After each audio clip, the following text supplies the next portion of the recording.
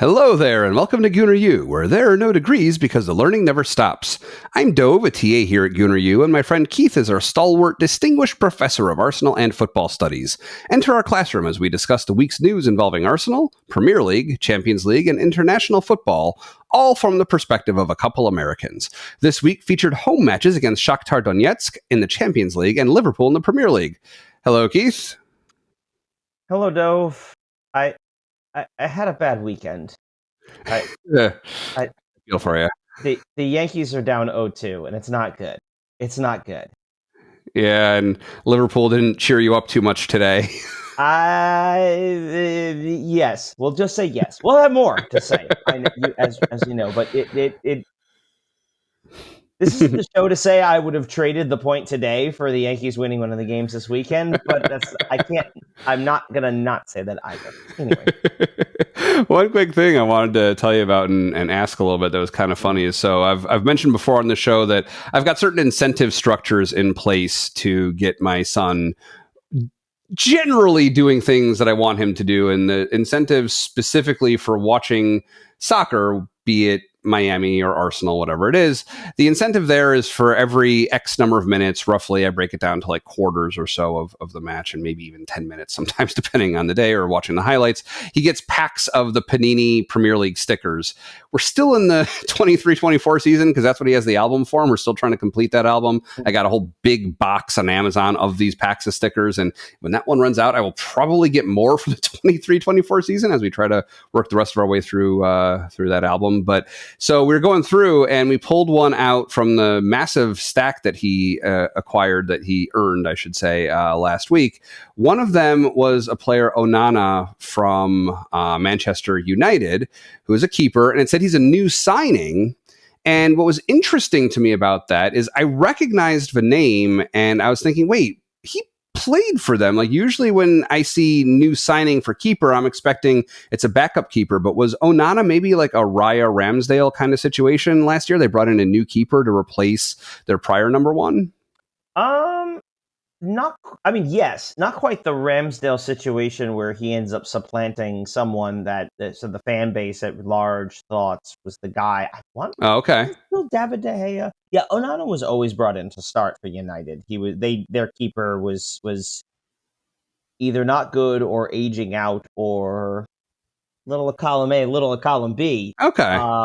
So more of a typical replacement. Okay. He was brought in to be the starter and has been their starter. Right. Last season and into this one. Okay. By way of follow-up, we realized after we ended our recording last week that we didn't even make mention of the third kit's first appearance against Bournemouth. You know, we had other things on our minds with the Bournemouth match. But what did you think of the blue, like seeing it for a whole match, seeing it on the players? I have to say, I guess my opinion didn't really change overall. I think it's my favorite of this year's bunch. I think it looks nice. I wouldn't run out to buy it. Like, I'm not terribly impressed with it. Like, I don't. This year's bunch in general, I'm just not a big fan of overall, and I think it's the best of them. It's okay. It's just okay. Yeah. I think honestly, like I love the home kit this year. Like I don't have the feelings you do, but I like the home kit. The away kit, I really don't. I definitely like the third kit more than the away kit. I don't know though. I do agree. I don't see myself probably getting it. I don't necessarily like the hues they picked so much, but at least it's not offensive in the way that some of the kits that we were talking about during dessert last week are mildly offensive if they come to fruition. Like if the away kit has the same crazy pattern that is predicted by footy headlines, I'm not too crazy about that. But this one, I'm not. I like it. I don't love it, at least not yet. But that being its debut did not help. No, certainly not. One other bit of follow-up from last week is we made mention of Raya having what seemed to be just a massively off day against Bournemouth. Not necessarily causing the defeat, but certainly not helping turn things around, and in some instances directly contributing to it. What was interesting though is when I was on Instagram posting our shorts, like for our first short on Monday last week, I saw a post because I follow a bunch of Arsenal players and the team itself. Like I follow them from our Instagram account, so Instagram's always suggesting things about them, suggesting their posts. Apparently, Raya proposed to his now fiance like that day of the Bournemouth match, or like the day before or something. That that could easily explain a lack of his typical presence. Yeah, I mean, we do forget sometimes that these guys they're human beings, they're real people, and the way that your outside life sometimes intrudes on your professional life. I know neither of us does our job with the kind of audience they do. No, thankfully. I do slightly. I mean, as an educator, I spend a part of my day obviously in front of people, and part of my job is directly working with them, and them as a sort of an audience in a certain way.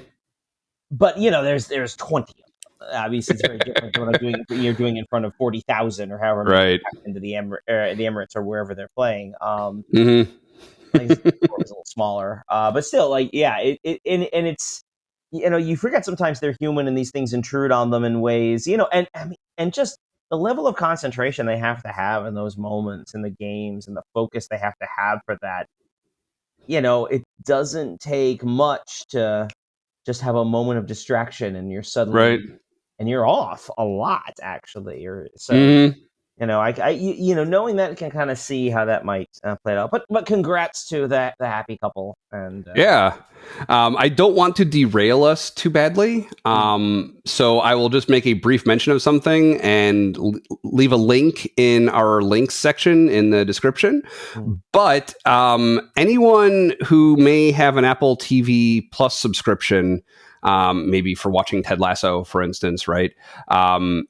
If you're interested in a thought experiment about what could we do about distraction at the workplace, like our personal lives intruding on our workplace goings on. The show Severance was interesting. I've watched the first season of that. That was a couple years ago now, and I heard that a second season is forthcoming. So that's something that I found interesting that you and our viewers might enjoy trying out at some point. So that was a pretty good Apple TV Plus show. Meanwhile, let's head back to the Emirates for the Shakhtar Donetsk match. Yes, it's nice to 2 home games this week, it's going to be a while till we're at home again. Okay. Yeah, it's going to be a long away stretch. I didn't realize that. Well, it's an away stretch and then an international break. So gotcha. It's going to be a couple of weeks. Our next home game is actually not until November 23rd. So almost a month. Yeah, it is. Wow. Okay. Barring the League Cup, which I have no idea when the next round of that's supposed to be. If we're in the next round, we can't. I don't want to presume that one yet. But that's coming. That's forthcoming material. Yeah, we'll find out and keep everyone updated. So we played Shakhtar Donetsk, I'm pretty sure I heard it pronounced by someone who would know better than I do, Donetsk. I do not speak Russian, or I think in Ukraine they speak Russian, right? No, it's Ukrainian. It's a separate language. Oh, Ukrainian is a separate language? Okay. Yes. So I do not know. Well, be very careful with that. Donetsk is one of the cities that's currently in what they call disputed territory. Oh, boy, did I step in it. Yeah, so... Okay, I will leave it at that. I do not speak Russian or Ukrainian, and I do not know which language that name comes from, and I will not pretend to know for sure, but I will say Donetsk because I believe that's what I heard. Yeah, I have a coworker who's Ukrainian. I'll have to ask her if I see her. Anyways, so we played there. This is a midweek match on the 22nd. We came away with 3 points in the structure. We won 1-0. It was a good showing from them. Like they came across to me as like not a pushover. Like like if they were in our group, they would have been probably like contending with us for a top spot in the group. It feels like not maybe quite at our level. It seemed like, but like they can hang kind of. I mean, that's a So I'll say this. That's a bit generous. I mean, Shakhtar is. I mean, Shakhtar is one of the premier clubs in the Ukrainian league. It's usually them or Dynamo Kyiv are sort of the top at the top of the league. So you're going to get a side that has a lot of Champions League experience, which as we talked about, the experience of playing in those games in some ways can act as a leveler against theoretically a more talented team, especially we talked about Arsenal last year, right? Not having that level of played in this particular competition, and especially some of the players early on being a bit overwhelmed by being in the not overwhelmed, but obviously being very effective by being, oh my God, I'm really in it. I'm in the Champions League now. Right. And Shakhtar is not going to have that because they are a team that has played there. Having said that, through 3 games in the Champions League group stage, they have 1 draw and 2 losses. Now that's counting the defeat here. I have to say I was unable to watch this game. I've seen some of the highlights, and read some of the commentary. I mean, I know a lot of the commentary, and I'm curious to get your thoughts on that. The general commentary was that we weren't particularly good.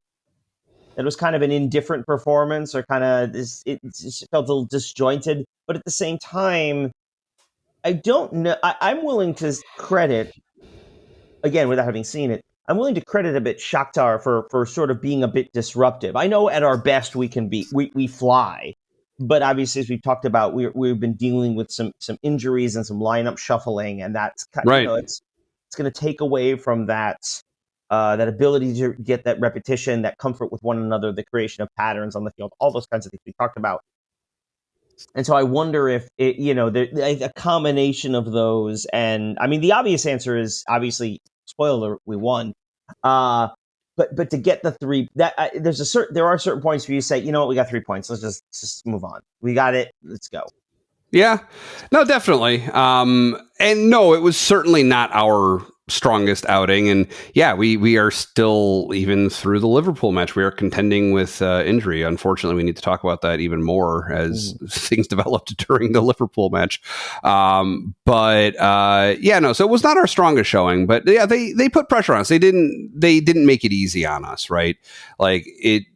They didn't look to me like just like a pushover side, like sometimes we've seen in the Champions League, like you expect to win. Like it was, they earned the 1-0. It wasn't just that we weren't good. They were putting pressure where they needed to also.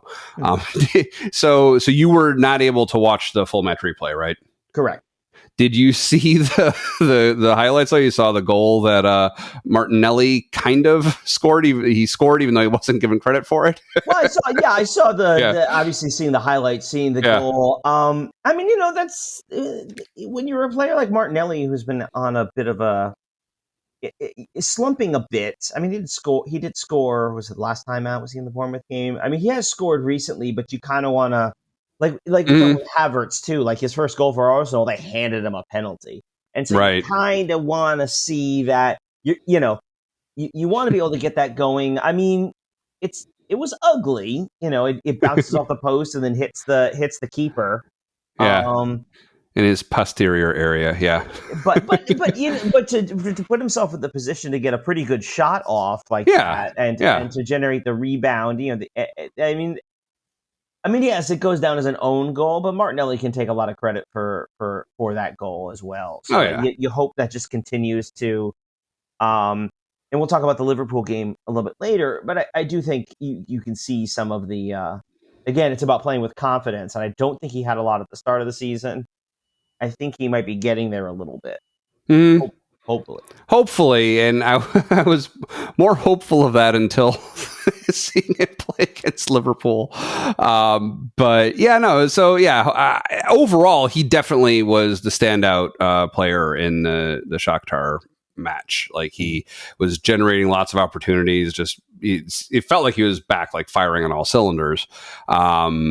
So then the next major thing that we need to talk about was there was a VAR check of run up to a goal that resulted in a handball penalty being awarded in our favor. So Trossard was given the kick, which is an interesting choice. Like given the lineup, is that who you would have picked to take that penalty shot? I have to say I was a little surprised because to me the obvious one would be Havertz. Right. Like, he seems like the guy you would want to do that. Yeah, that was interesting. I don't know.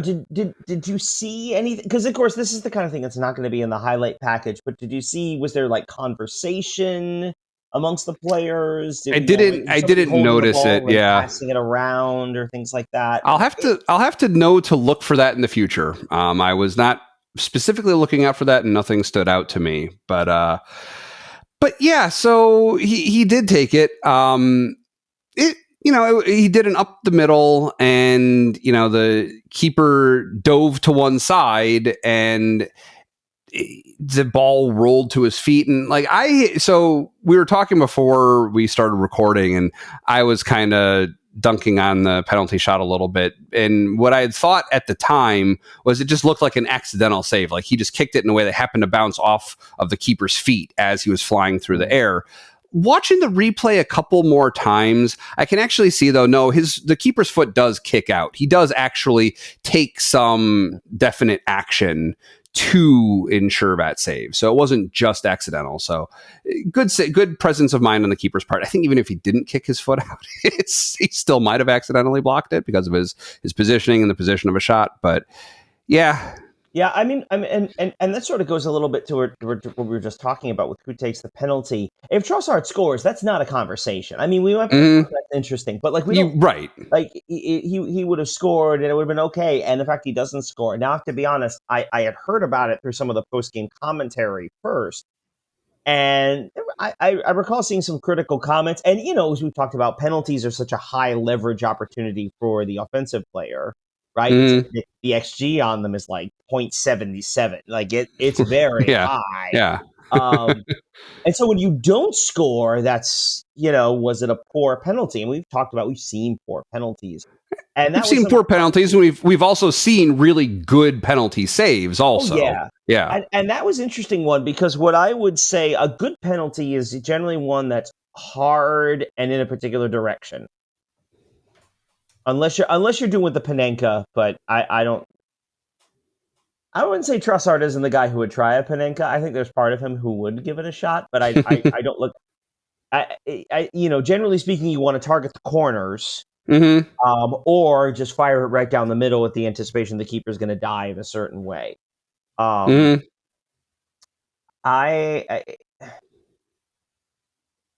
mean, maybe he wants to get that a little more centered, but yeah, watching it, I actually thought the keeper. I mean, he's a bit fortunate because obviously he dives and he's wrong. He dives a particular direction, the ball doesn't go there, but he does have just enough to get back, and I think that's actually a pretty decent save on his part.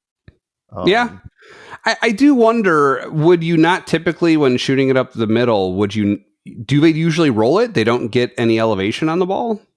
Oh no, you can. The point is generally you want to hit it hard because you want it you want that sort of decisiveness to it because it prevents or limits the ability of the keeper to react. Right. And that's generally what you see. The keeper, when he's up there, generally speaking, the keeper's already decided what he's going to do. Right. And so he's basically made a choice. I'm going to go left, right, or sort of stay in position. And so you want to hit it hard because you don't want the keeper to have any opportunity to adjust. Yeah. So and I've seen plenty where, and I've even seen the occasional, now speaking of cheeky plays, the bar down. I think it was Zidane did that in a World Cup final. He hit the underside of the crossbar. Oh boy. And because he was Zidane, it might have been on purpose. That's a cheeky play. I guess that's pretty risky too. Yeah, but I have to say with Trossard, I do feel like we talked about him being in good form in the early part of the season. I have to say I wasn't I wasn't terribly happy with him in the Bournemouth game. I don't know. Again, I don't think he's a bad player, but I just wonder if he's maybe not quite on the same form he was earlier in the season. And I wonder that also kind of draws the question of why is he taking the penalty? I don't know. But again, without having seen the game, I don't want to see maybe I don't know. Did he didn't? I wonder, did he sort of stand out to you as far as how his play during the course of the game? No, not really. I mean, he was subbed out late, just prior to stoppage time. But no, I mean, he had some chances. It's an average performance for him. Not anything that really stood out either way, I guess. But yeah, so interesting. It would have been nice to have that, and especially at that point in the match with like 15 minutes left to go, we could have gotten possibly another goal and really like made a resounding victory that might have given us that extra little bump in morale going into Liverpool. Would have been nice instead of just kind of eking out a win at the end of the day. But in stoppage time, though, Raya did make an amazing save that prevented them from drawing even.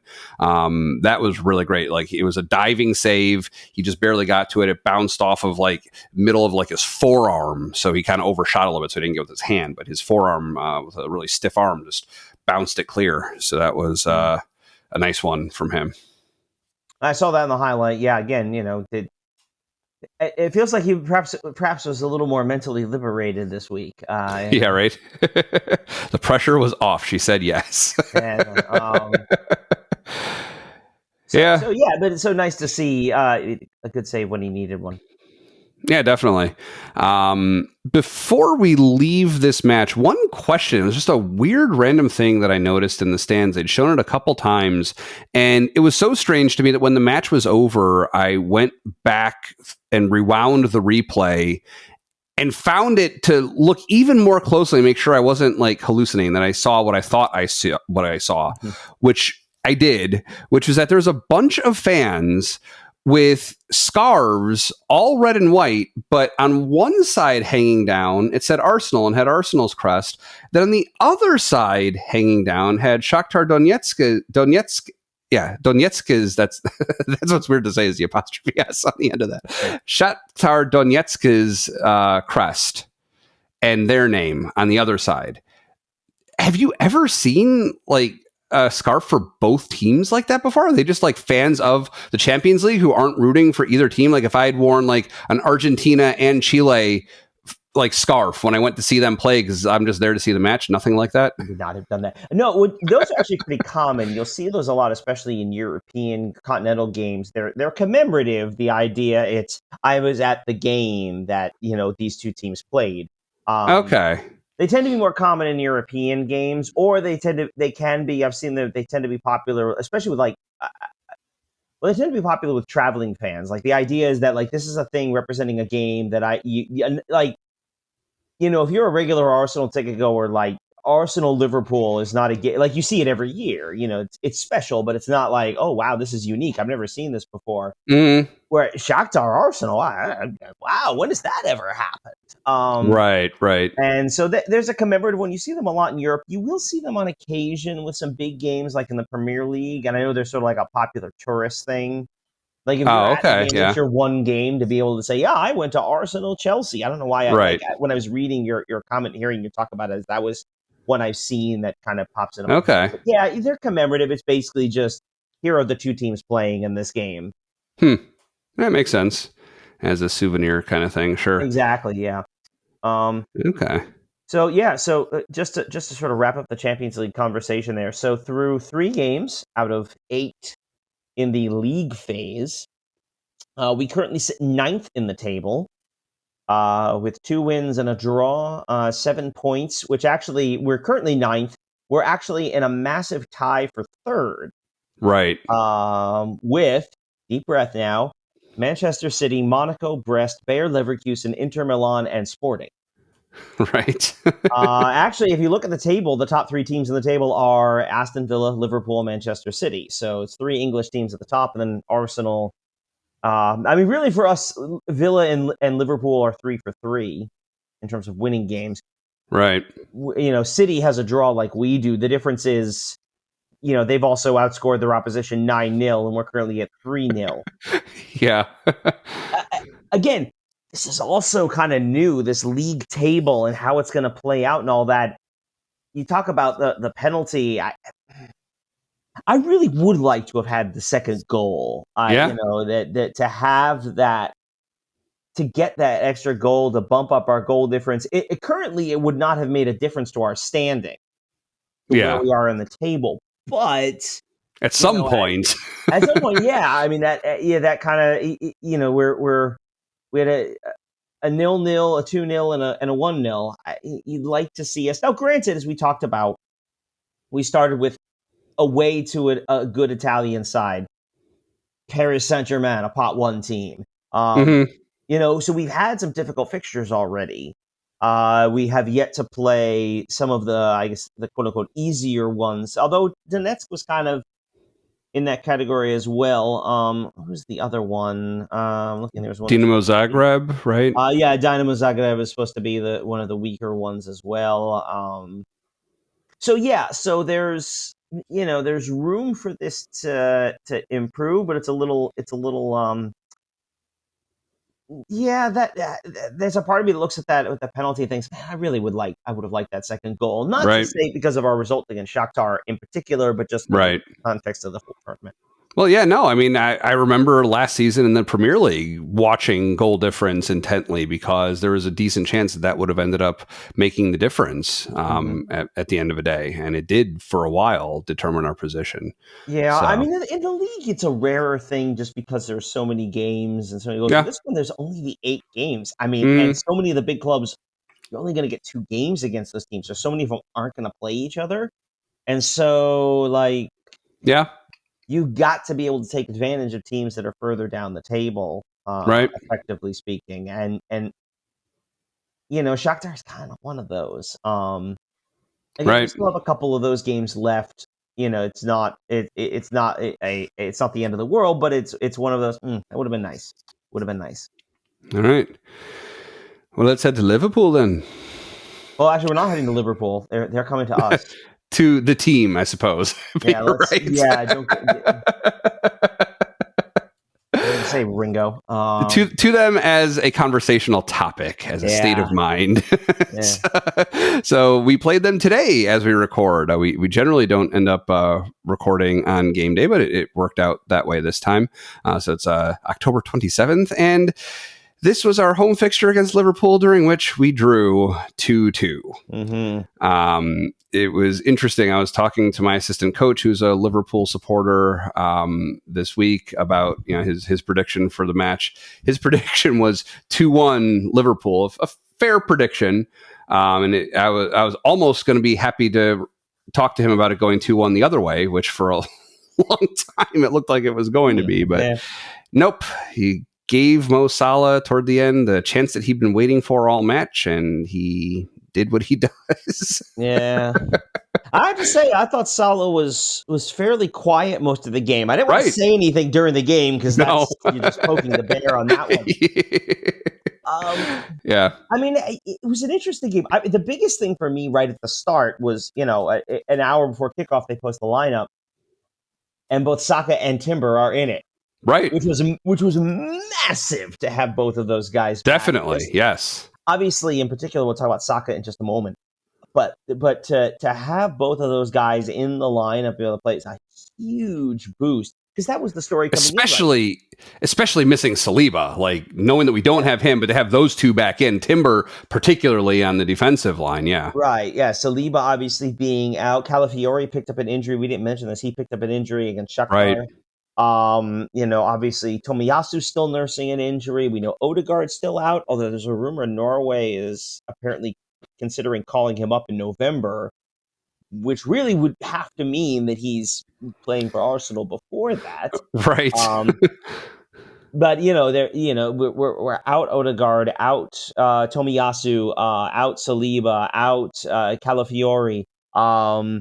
That there are and theoretically out Timber and out Saka, but then for them to come back in was massive to be able to have them play, and I think it gave us a good boost. I thought, we'll talk about the goals in a second. I thought for the most part in the first half, especially in the latter part, I thought we were dominant. I thought we were very good. Yeah.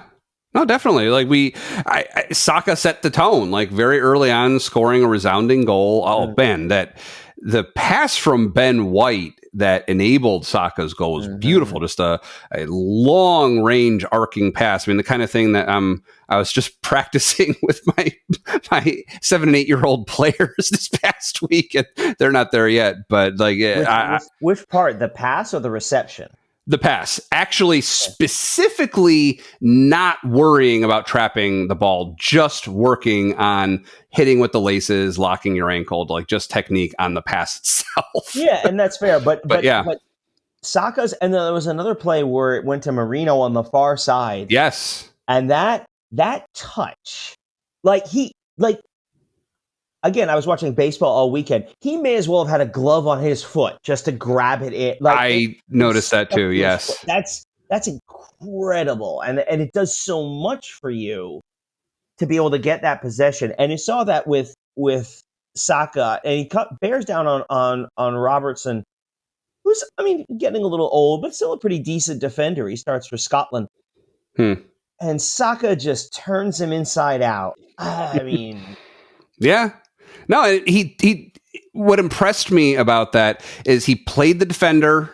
Once he got past the defender, he took just not even a beat, like half a beat, the time that he needed, and placed the ball exactly where it needed to go. And I think the keeper is kind of caught out a little bit. I think it was within reach for him. I think if he'd anticipated a little bit more of the way that Saka was going to hit it, it was within reach. It wasn't like Saka blasted it to the opposite corner or something. Like his hands were almost there, and I think he could have possibly gotten it. But no, it was a great shot. I mean, he roofs that finish. I mean, he's done that. He did that. Was that last season? He's had that a couple times where he cuts in, he gets on his left, and he comes right in on the keeper and just punches it in the top. Mm-hmm. I mean, that's not an easy shot to take, and he does it so authoritatively. Oh yeah. Yeah, just a fantastic goal. And they showed in the replay that Gabriel immediately goes over to Ben White and it very clearly says something about how good the pass was. Probably not in language we can use on the podcast, but very clear. I mean, White is an incredible ball, which isn't a surprise. Ben White serves up Saka. Right. And then Saka, we've been missing the last couple of weeks. Yeah, and then Saka himself finishes it off, and he scores the goal, and just the Michael Jordan shrug, just yeah. So he's man. Yeah, it was good to have him back. I'm hoping that they took him out a little bit before the end, just to probably not push it a little bit on his first match back. I kind of think that's what was going on there. But yeah, no, that was great. 5 minutes later, we had a bad giveaway and gave Salah his first chance, but he botched it. It was just a bad shot, went wide, but. Yeah.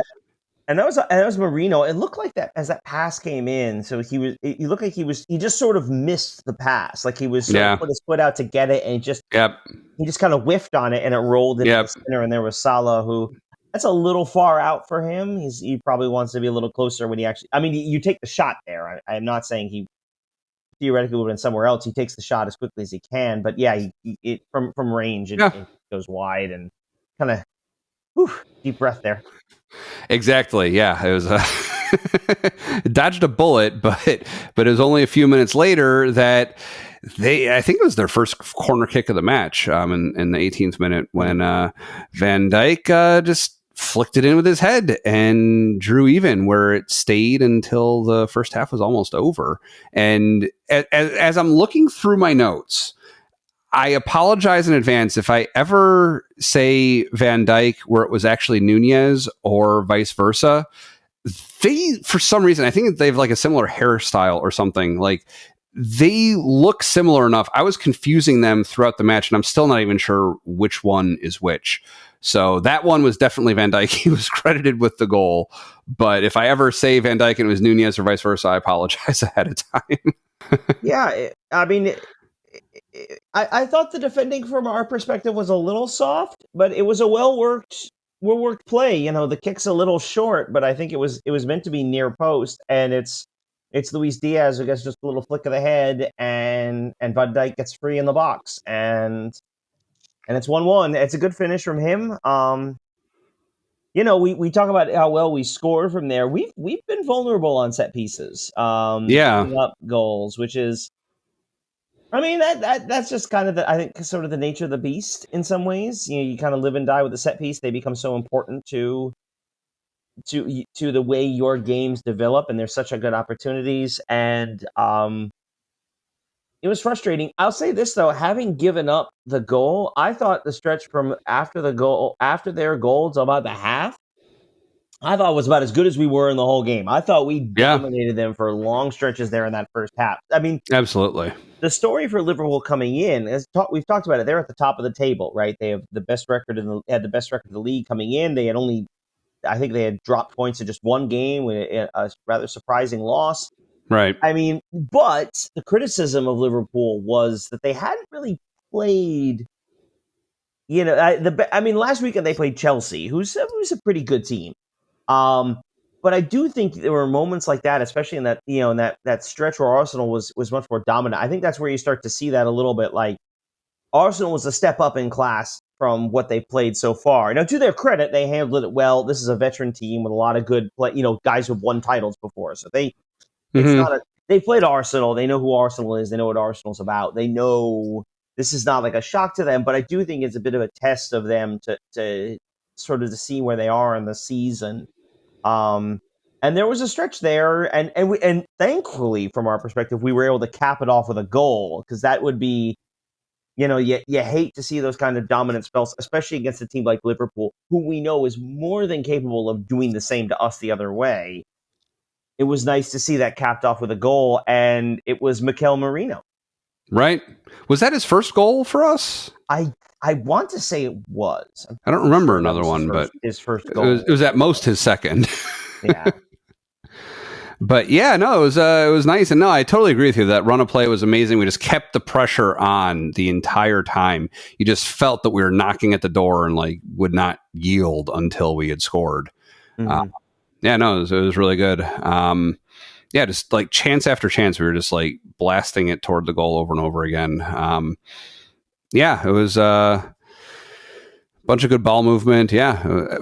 What I'm continuing to see, and I don't remember noticing this. It's almost like this is something that they've worked on in practices since last season, where I don't remember noticing this before, but multiple players, all different players, maybe even almost every player I've seen taking balls down mid-air Mm-hmm. over and over again. And like the one that you talked about with Marino, which, yeah, exactly, is like he caught the ball in a glove. Like it was amazing, right?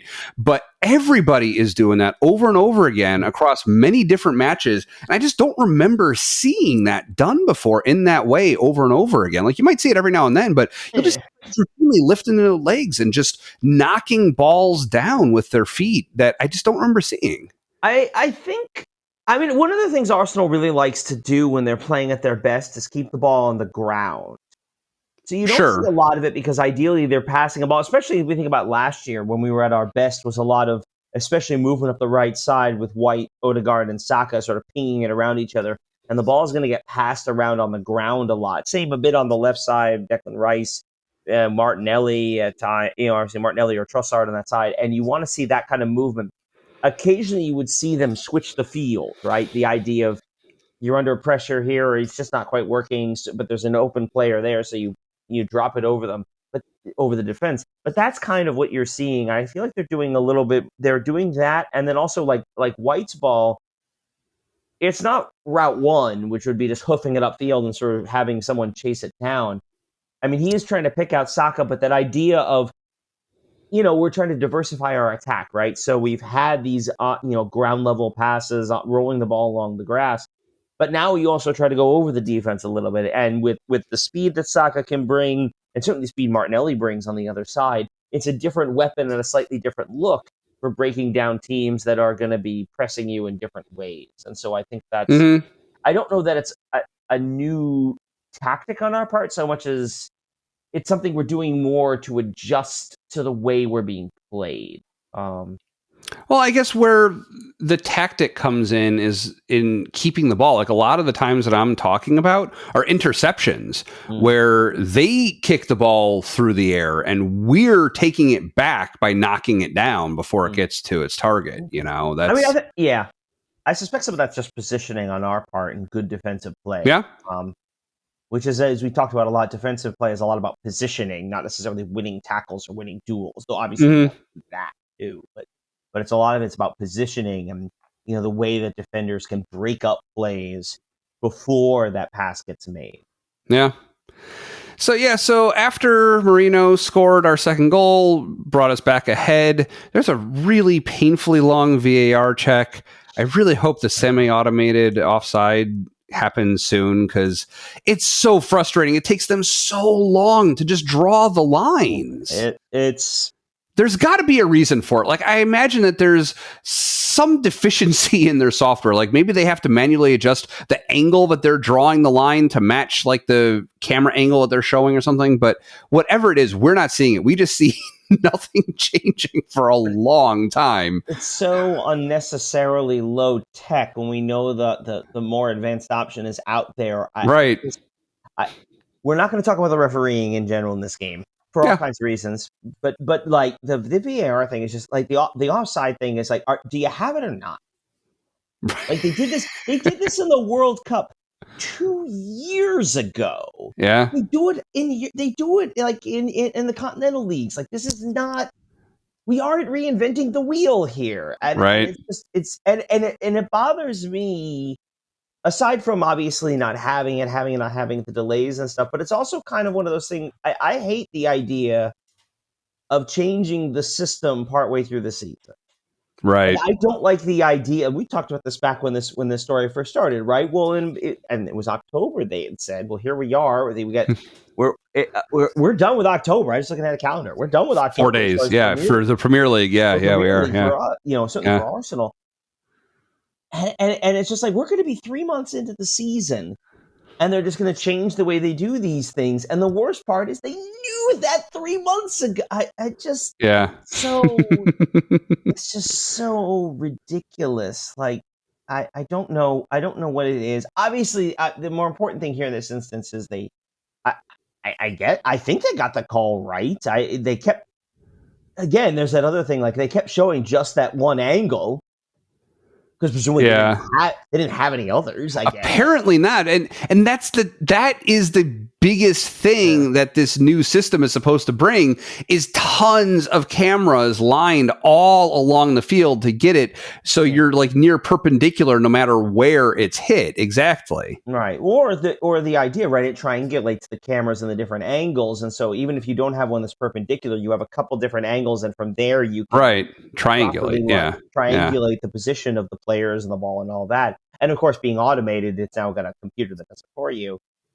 But you just watch this, like, just watch two guys on a desktop, like, staring into a monitor. And, like, what are we doing?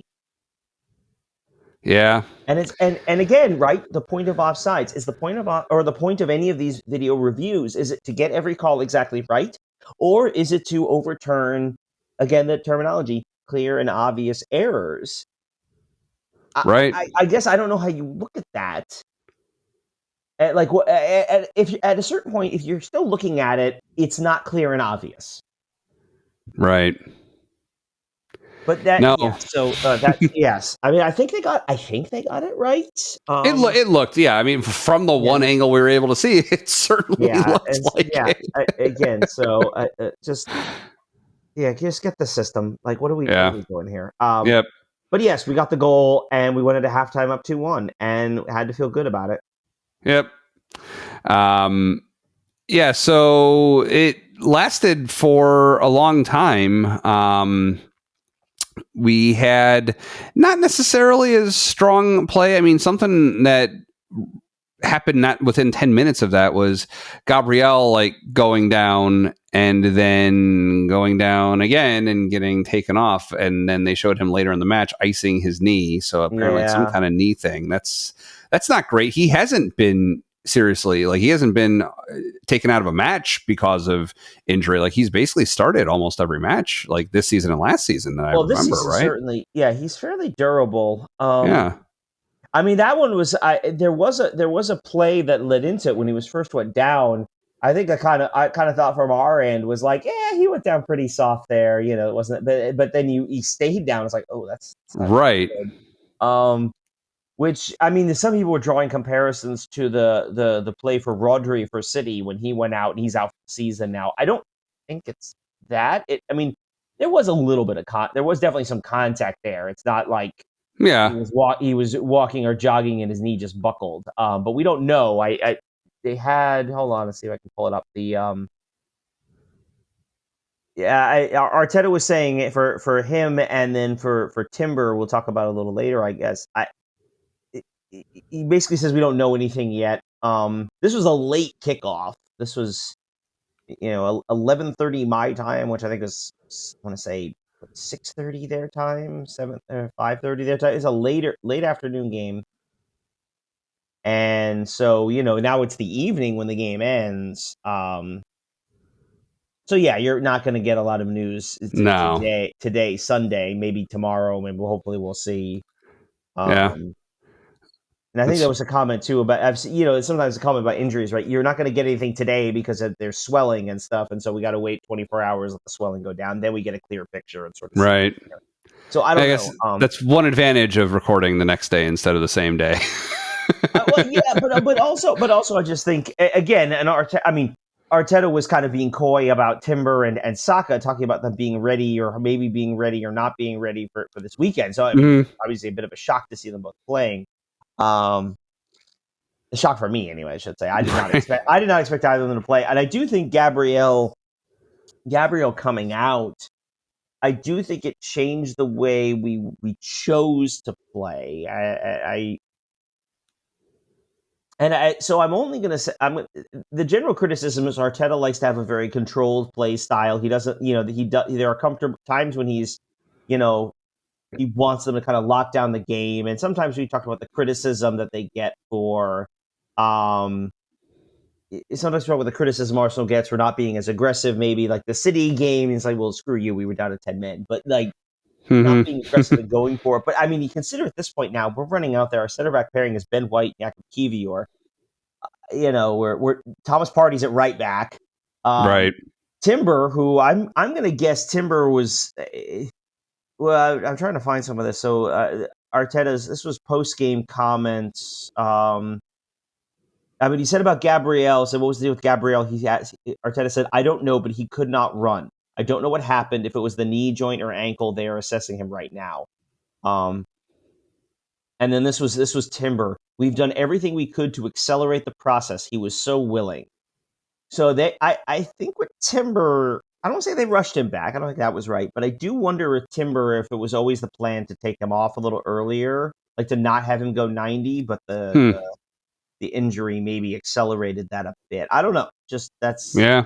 But I mean, that's a lot of turnover on the defense, and I think that kind of contributed to us both. It contributed both to us being much more conservative in the second half, which played into obviously Liverpool pressing forward a bit. And I do think it also contributed a lot to ultimately the goal they ended up getting on the break. Right. Yeah. So yeah, I mean, let's talk about that. So what I don't really remember what was the build up to that goal. I remember like the last few seconds, and it was one of those situations where you see a guy unopposed, and that usually I don't really like suck in my breath and wait and see what happens. But it's when you see him and you see the other guy for him to cross to, that's when I get worried. Well, so the immediate play before that, Martinelli has the ball and is trying to make a play in on the other side. We had the ball in that possession, and as he gets stripped, it was kind of a sense of that was an opportunity there. We could have done something right. with that. And that's why you want to do something with that, because Liverpool can turn the ball so quickly. Alexander-Arnold hits Nunez. Nunez, as he's coming down, both Alexander-Arnold and Nunez are pulling the defense apart. I think some of the commentary I saw said Kiwior got a little sucked in, and that leaves Mo Salah with room, but they're outnumbering us anyway on the break. Yeah. And it was we talked about Salah, shooting from farther away than he would like earlier in the game. That's where he'd much rather be shooting from, of course. And yes. it wasn't like it wasn't a worldy shot. I mean, once he's there, once he gets it on goal, he was always very likely to score from that. But just, yeah. Yeah, it was crushing, and it was late enough where it's like, well, we can still come back, but it's like, with with the rotation, then it's like not too long after that we made another couple subs where he took off Saka and Martinelli, brought on Jesus and Nwaneri. Yeah. It, I mean, we ended the game with Miles Lewis Skelly and Nwaneri on. Lewis Skelly had come on a little earlier, and I right, think for Timber, yeah. He was involved in that buildup as well, and I think that's a case of, if you think about it, not counting Party at the right back, who's at right back, but you think about your three defenders drifting to that side. Miles Lewis Skelly is 18, right? Kivior's your backup center back, and then you've also got at that point, was Ben White still on tracking back? He's typically a right back. I mean, that's not the combo you really want in that situation against three of the best attacking players in the league, and right.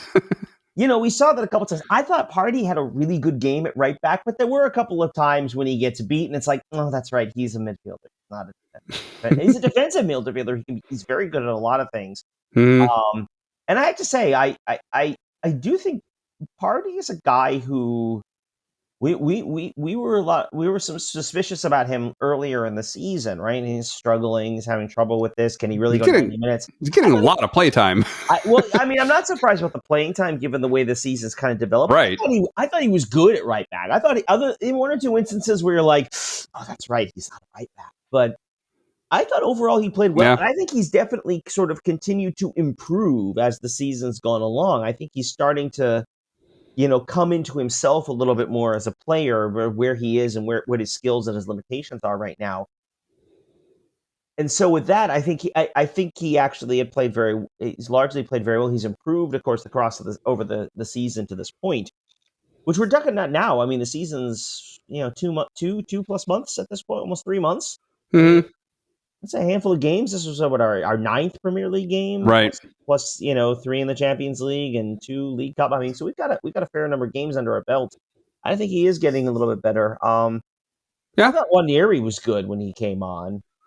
Yeah, I mean, one thing in particular I wanted to call out was we always pay attention to who's taking our corner kicks, and it was weird. I forget if it was the Bournemouth match last week, where Declan Rice not only was taking the left side corner kicks like he has been for a while now, but took the right side one too, with Saka being out. This time, Nwaneri took that. He stepped in and took the right side one, which really nearly resulted in a goal. Like, it wasn't a typical like header in, but like the ball went wide, and then Jesus got off a good shot that was caught by the keeper. Like, it was a good shot. It was high. He just happened to jump and grab it. But and I mean, we talk about our injury problems and suspensions and all that. I mean, Liverpool has a couple too, including their keeper typically is Alisson, the Brazil number 1. Oh, right. And he was out. He's hurt. Okay. So that was their backup, who was fine. I mean, there were 1 or 2 plays he made where it's like, ooh, yeah, that's Alisson wouldn't have done that. But overall, I thought he was fine. Yeah, Jesus had a good chance there and a good ball from Nwaneri too. Yeah. I guess if we're looking at a particular instance in the game, so I'm going to pose this to you. Now, obviously, we know we watch in very different environments. You watch at home, sometimes with your son, but largely by yourself. Yes. So you get the full effect of the commentary. I watch in a crowded bar. Yes.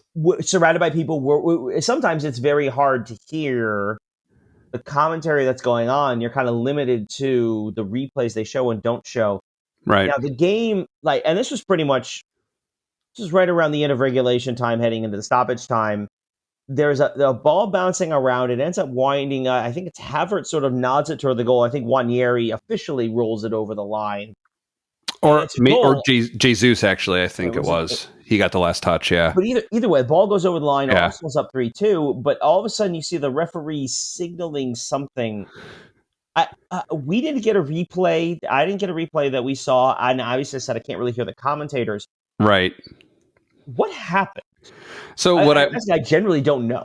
Yeah, so a couple things there. So this particular time, and for the entire second match, I was watching with my son, and by the 90th minute, he was losing patience, and generating a lot more noise possibly than you would have been hearing in the bar. It was getting a little bit difficult for me to hear anything at all that the commentators were saying. But I was able to piece together what happened just by watching the instant replays, and I've watched it a couple more times since then from the highlights package. And what I'm pretty sure had happened was the ball was headed away by Liverpool. Kivior makes a run in and just like leaps like he's moshing onto like this guy's back. I forget which player from Liverpool it was, but like lands on his back, and that's what puts the ball into the 18-yard box that then results in the ball bouncing around and getting knocked in. And what I think had happened was when Kivior made that contact, the referee's hand went to his whistle. And then I think he was waiting to see if he needed to play advantage. Once the ball lands and goes off of the next Liverpool player's head and starts bouncing toward the keeper, this is before Havertz makes contact that ends up putting it like near the goal line. His hand is at his lips already. He's got the whistle. He's blowing a foul probably on Kivior at that point.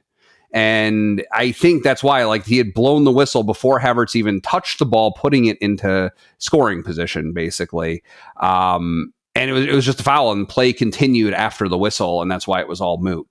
It was actually really funny because my son did see that, and he accurately remembered that is very much like the only goal that he has scored this season, which it was a similar situation. The referee blew the whistle, the ball moved toward the goal, he kicked it in and was elated because he thought he'd scored his first goal of the season. And I was looking at him like shaking my head like, good job taking the shot, buddy. But no, he blew the whistle. It doesn't count. Okay.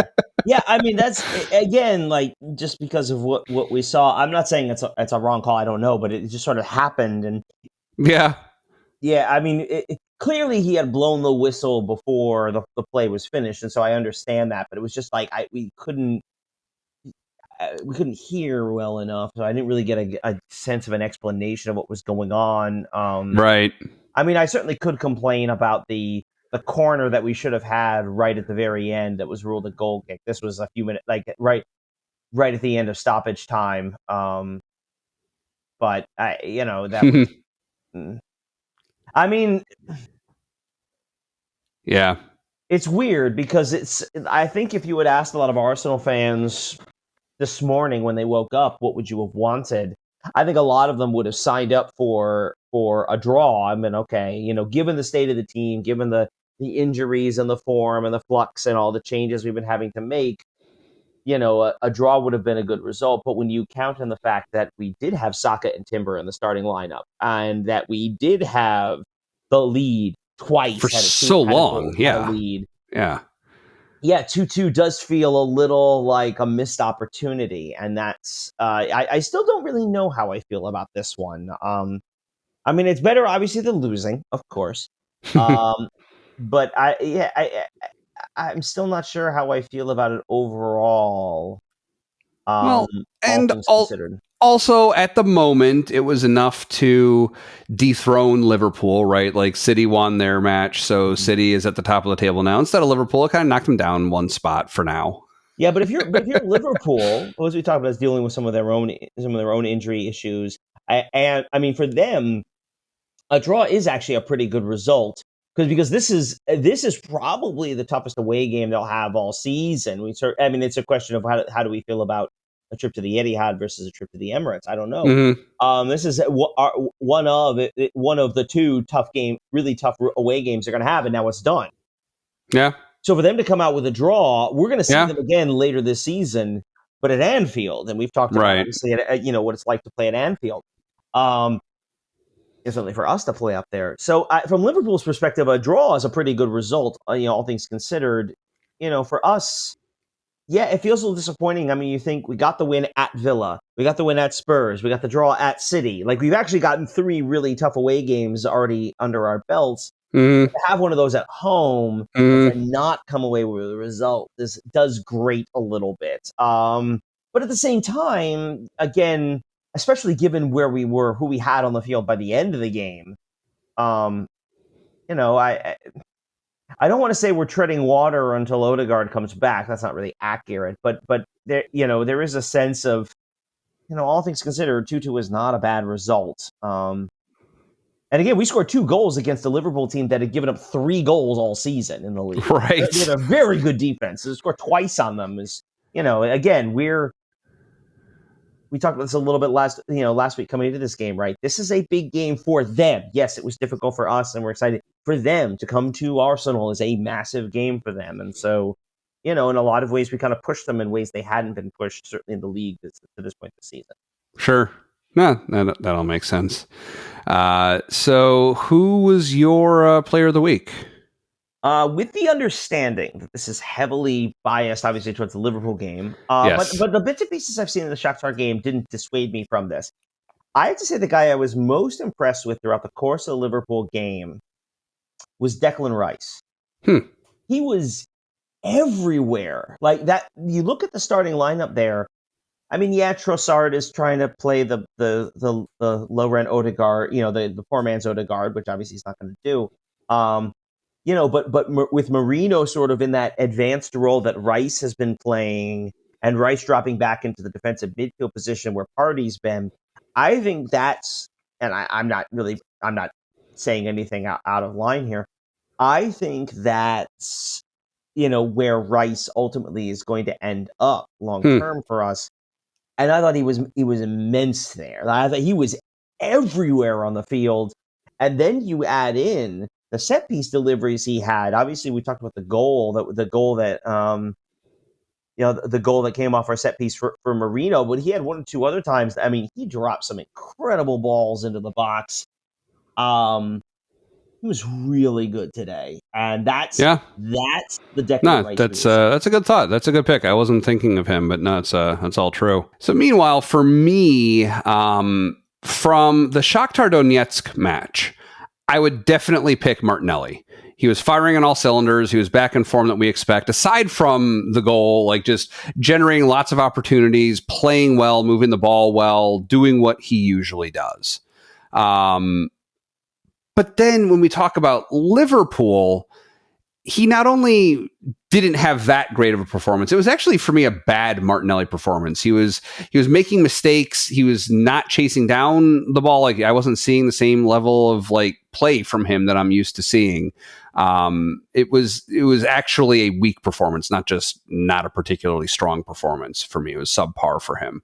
So I wouldn't pick him, although he does definitely deserve recognition for the Shakhtar game. So who I'm leaning towards for Liverpool would be Kai Havertz. He had a consistent contribution throughout the whole match. He was generating lots of chances the whole time. Some good ones, some good contributions. Just didn't blow it during the Shakhtar match. It didn't stand out to me so much either way. And with a good contribution during this one, that's who I would pick.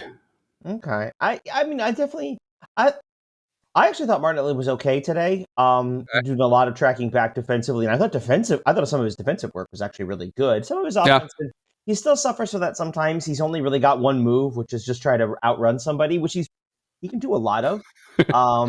But even that move, he wasn't doing successfully as much. He was getting outplayed a lot of the time. Well, yeah, that's because that's his one move, and if it doesn't work, he doesn't have too many others.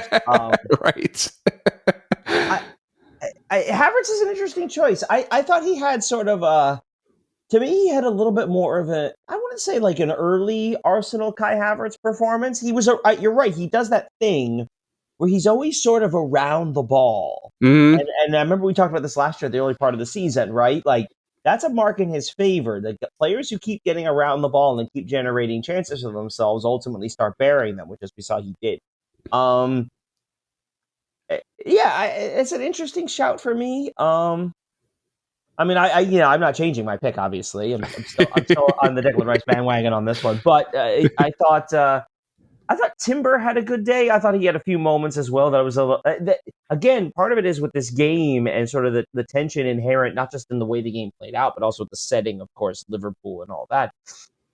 It heightens the mistakes, and so Marino, I thought, had a pretty solid game. But he also had that one instance early in the first half where the ball rolls off his foot and Mo Salah gets a shot from distance. Right. What are Yeah. you doing? So that's yeah. It's amazing how those kind of how those sort of things pop out like that. I mean, Saka, obviously, Saka was incredible on the goal. He had a few other moments. I thought he definitely kind of drifted away. I wasn't surprised when he got subbed off. Yeah. But yeah, I thought Gabriel actually coming into the game. I was thinking to myself, Gabriel would probably be a good shout, given he was. My hope would have been he would have played the full 90 and done so both in the Champions League and in the Premier League, and then to have to cover one of those games without Saliba. Obviously, that didn't happen, and again, Right. we hope hopefully Gabby's okay. Mhm.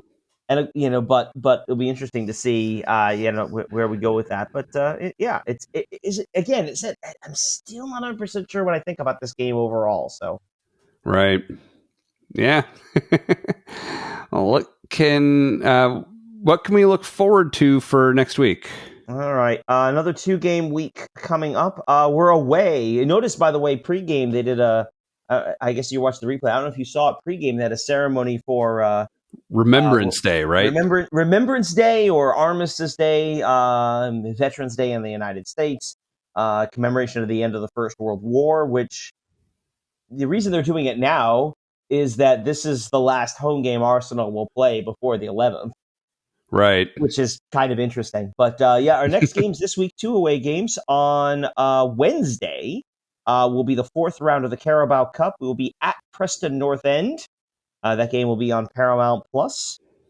I've been looking it up. Actually, I don't know when the draw for the quarterfinals are.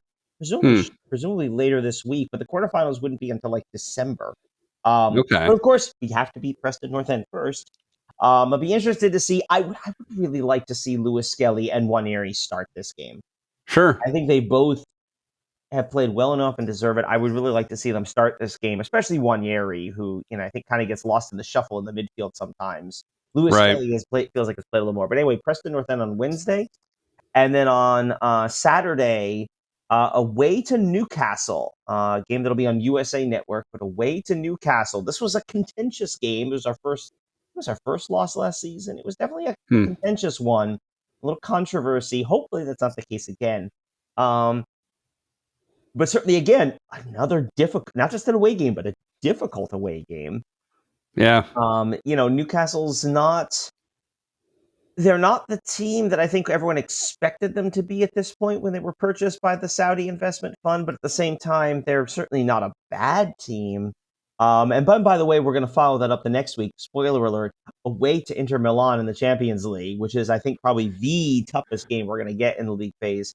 And then Yeah. away to Chelsea before hitting the international break. So we're about to hit another 4. We talk about blocking out the season, right? 4 straight away games. Inter Milan made it to the final against City like a year or two ago, right? In the 2 Champions years ago, League? yes. 2 Yeah. years ago, yes. Yeah. All right. Yeah. Well, that's yeah. We'll be ready for it. Hopefully. Well, thanks for joining us at Gooner U. If you're watching on YouTube, you can also listen to our show on Apple, Spotify, and some other places. If you're only listening, try watching us on YouTube with a link in the show notes.